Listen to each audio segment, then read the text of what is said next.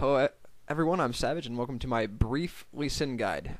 In this guide I'm not going to teach you how to jungle or what to build. I'm going to show you what his abilities do and some basic combos. So let's get this started, and most importantly, remember with Lee Sin that force is meaningless without skill.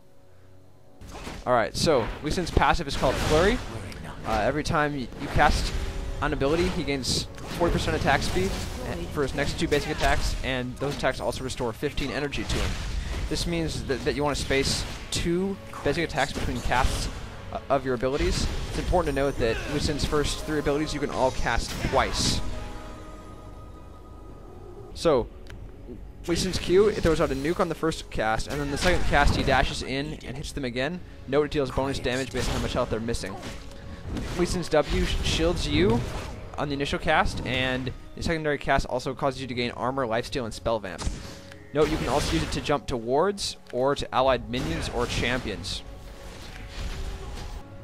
Lee Sin's E on initial hit deals AoE damage and reveals all enemies it hits. The secondary cast causes a slow on both movement and attack speeds for a few seconds. Lee Sin's ultimate is called Dragon's Rage, and he deals a kick dealing massive damage and launching the enemies backwards. So let's go ahead and move on to some combos.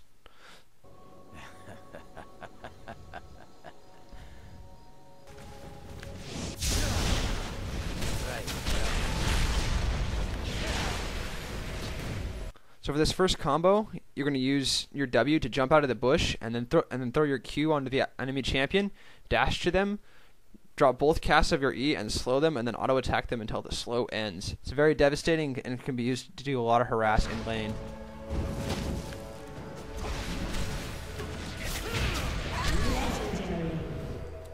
Alright, so I saw that Annie was low, so I used this combo at Executor. What you're going to do is you're going to cast your Q, and then you're going to cast your R, and then while the target's flying away, you're going to cast Q again to dash them and totally dominate them.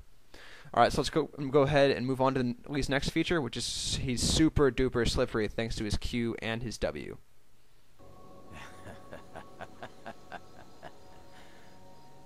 This first one, you're just going to throw your Q over the wall and land on the wolves. Pretty easy. This one, you use your Q to flood enemy minions, and then use your W to get to your own. It can be used to escape ganks. This is an example of a juke. You can Q onto a jungle minion, fly over the wall, and then dash back onto a ward. And here you can dash through here from the back of the wolves. You can place wards over walls and dash to them. And here I'm gonna dash to the big camp, and then I'm gonna walk over here and I'm gonna put a ward over the wall and then dash to that. This is a reason why it's really important to carry wards around with Lee and or have wriggles, because it makes him super mobile. And if you're really good, you can do awesome jukes like this. I'm going that way. No, I'm going this way. Oh, I'm going that way, actually. Alright, so there are a few things to remember with Lee Sin. First of all, force is meaningless without skill. And secondly, if your enemies especially stink, then blindness is no impairment against a smelly enemy. Golden Lee Sin for the win!